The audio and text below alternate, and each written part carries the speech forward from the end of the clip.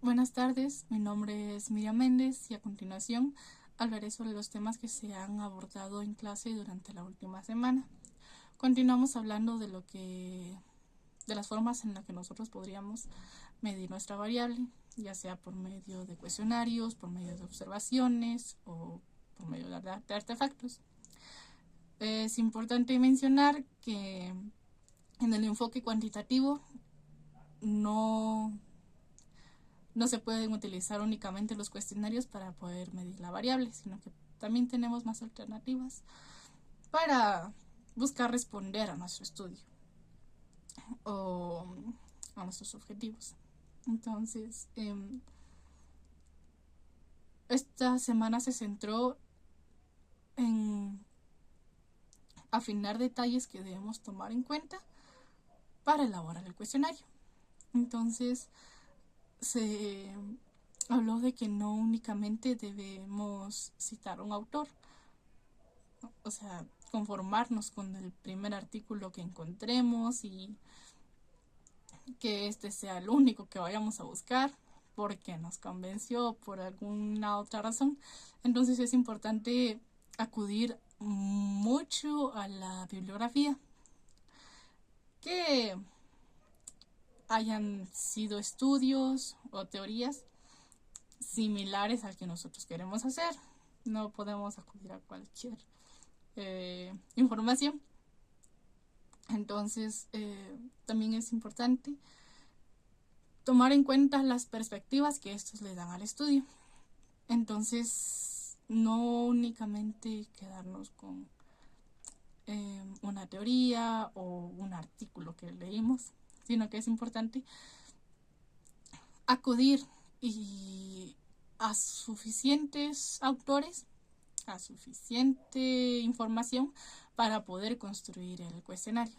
Entonces, este tiene que ser similar al de nosotros, lo más parecido posible, porque de ahí podríamos tomar una idea muy,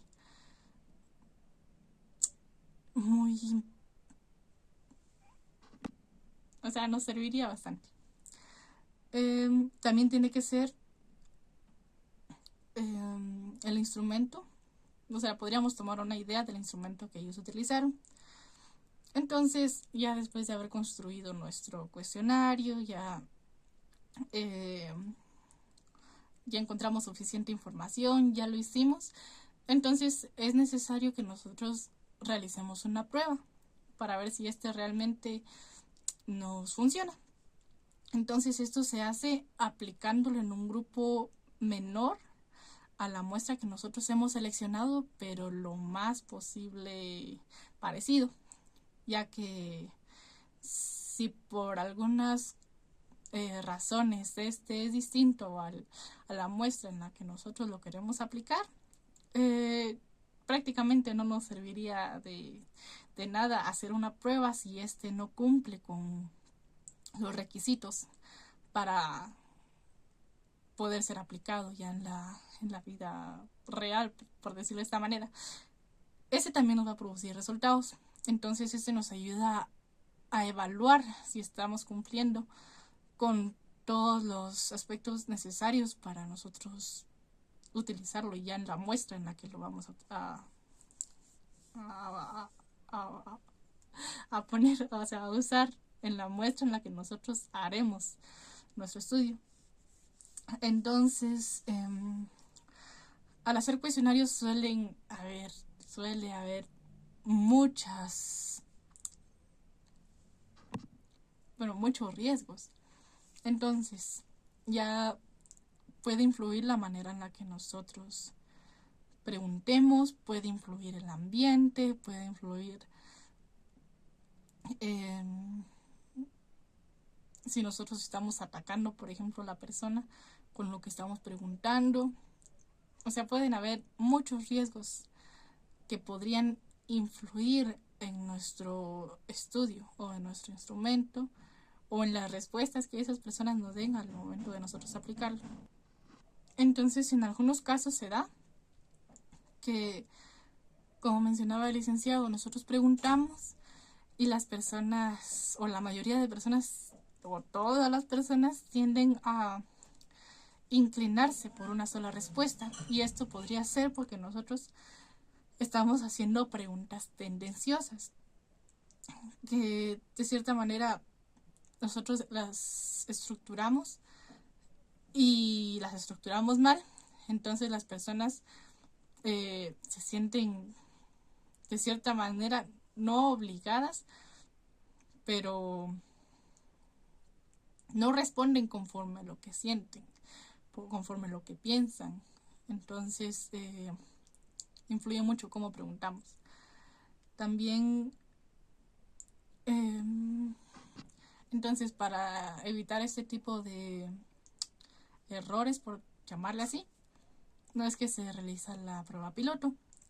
Entonces, también es importante, podríamos hacer preguntas de seguimiento, ya que las personas podrían sentirse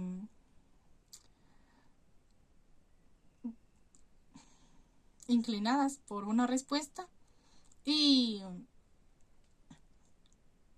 ya al preguntar, o sea, las preguntas de seguimiento son como preguntar algo al principio y preguntar algo similar después para ver si son congruentes. Entonces, puede ser que preguntamos, podría ser cuál es su color favorito, y que nos diga el negro, por ejemplo. Y preguntamos después si la persona se siente atraída por los colores oscuros, por decirlo de esta manera, y la persona nos diga que no. Entonces es como que nosotros buscamos las respuestas lo más certeras posible. Entonces tal vez por esto se podría hacer. Entonces también a la hora de nosotros hacer preguntas, podemos hacer preguntas abiertas o preguntas cerradas. Las preguntas abiertas son no predisponer una respuesta, o sea, preguntar y que las personas nos respondan lo que piensen con sus palabras, que ellos estructuren la información.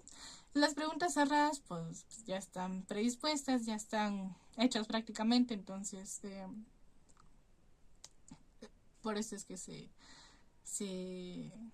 se llaman de esta manera, ¿no? Entonces también en las preguntas cerradas se pueden poner las respuestas o sugerir las respuestas por medio de una escala de Likert, que esta pues nos sirve para medir, si no estoy mal era comportamientos, pero a esta se le predispone una respuesta y las personas van marcando conforme van creyendo conveniente. Entonces podemos poner mucho, no sé o nada, y podríamos poner poco y muy poco, por ejemplo. Entonces se mantiene el mismo intervalo o la misma distancia, por así decirlo, entre las respuestas. Entonces también nosotros al hacer un estudio podríamos utilizar test estandarizados, o sea que estos ya estén elaborados y nosotros deberíamos adaptarlo a nuestro estudio. Entonces, o que este ya esté adaptado a nuestro contexto. Si este únicamente ha sido aplicado en otros países de Europa, por ejemplo, nosotros no podríamos utilizarlo, o sea, simplemente traducirlo en Google, por ejemplo, y aplicarlo en nuestro estudio, porque este no funcionaría. Entonces para medir nuestra variable, nosotros, como mencioné anteriormente, podríamos hacer observaciones. Pero como mencionaba el licenciado, no es únicamente de presentarse al lugar y ver cosas y responder y mirar, o sea, ver y escribir, porque ese tipo de observaciones no se realizan en el enfoque cuantitativo. En esta observación nosotros tenemos que crear un instrumento en el que nosotros ya llevamos señalizado o escrito qué es lo que nosotros queremos observar. Entonces, si por ejemplo queremos ver si esas personas cuentan en una escuela con tecnología, Entonces ponemos algún chequecito y ponemos, si ya está escrito, qué artefactos tecnológicos tienen, si tienen, por ejemplo, televisiones, por decir algo, bocinas, demás. Entonces ya trae las respuestas prácticamente como un cuestionario. Entonces, también nosotros al construir el instrumento, en este caso el cuestionario, nosotros somos quienes elegimos si queremos hacer preguntas dicotómicas o de opción múltiple. Las preguntas dicotómicas son las que solo tienen dos respuestas. Entonces, esa podría ser sí o no, fácil, difícil. Entonces, en esto consiste, o podrían ser de opción múltiple, donde las respuestas pues, podrían ser varias y podría utilizarse la escala de Likert o el escalamiento de Goodman o algún tipo de respuesta en las que las respuestas sean múltiples, como lo dice su nombre. Al hacer instrumentos, nosotros podemos decidir por medio del marco conceptual si nosotros, o sea, el marco conceptual nos indica si nosotros vamos a hacer una medición global de la variable o no. Entonces, al hacer una medición global, nosotros tenemos que poner la misma escala de respuestas para que nosotros podamos darle un código y después poder sumar y después nosotros obtener un resultado sobre lo que sería la medición global de nuestra variable. Si nosotros no queremos eso, entonces podríamos hacer, o sea, poner distintas respuestas. Podríamos hacer preguntas abiertas o de opción múltiple, podríamos hacer preguntas dicotómicas, porque nuestro objetivo no es obtener una medición global de nuestra variable. Entonces, si quisiéramos medir, se pone la misma escala y si no, podríamos variar las formas en las que nosotros podríamos predisponer esas respuestas. También en el momento de construir instrumentos nosotros tenemos que tomar en cuenta la muestra a la que se le está aplicando. Si estos son niños, si son adolescentes, si son... si pues en la muestra hay personas que se dedican a alguna profesión, o si hay personas que no pueden escuchar, por ejemplo, podríamos adaptar el instrumento a esas personas. O si nosotros, porque recordemos que el instrumento se puede aplicar de varias maneras, no únicamente por escrito. Entonces, si lo vamos a hacer con personas religiosas, entonces todo esto influye en la manera en la que nosotros debemos construir nuestro instrumento. El lenguaje debe ser apto para esas personas. El licenciado ponía el ejemplo de algunos emojis o caritas para que este pudiera ser aplicado con niños, pero no es, digamos, este modelo de respuesta no puede ser únicamente para los niños, también puede aplicarse para adolescentes o para personas en general. Todo depende de lo que nosotros, de nuestra variable, de nuestro marco conceptual y de las personas. Entonces, también hay que tomar en cuenta el encabezado, que es donde nosotros damos a conocer la institución en la que estamos estudiando, en este caso porque somos estudiantes, la carrera, el curso, aspectos importantes también. Tal vez no se les da la relevancia que estos tienen, pero también es muy importante que estos vayan dentro o que estén dentro de nuestro cuestionario. También deben haber instrucciones.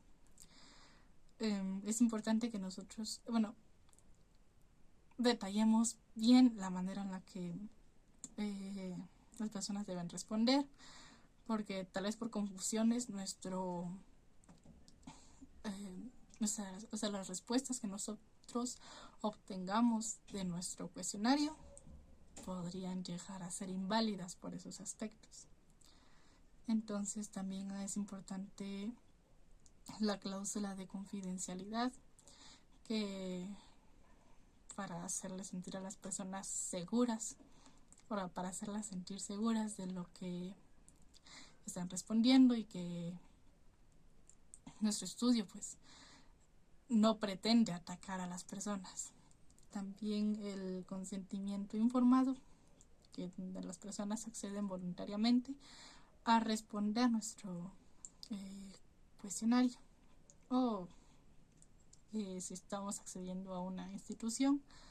Entonces también es muy importante dentro de nuestro estudio tomar en cuenta esos aspectos. También es de mucha importancia las preguntas sociodemográficas, porque tal vez parecen detalles, pero llega a tener grandes repercusiones en nuestros estudios. Tal vez nos parezca un detalle mínimo, como decía el licenciado, el estado económico de la muestra a la que nosotros queremos aplicarle, y si nuestro estudio no va de acuerdo con los detalles que nosotros estamos tomando en cuenta, o sea, si no es congruente, por decirlo, si nosotros queremos obtener respuestas de la muestra equivocada, esto tampoco funcionará. Entonces, derivado de eso, hablamos acerca de sesgos.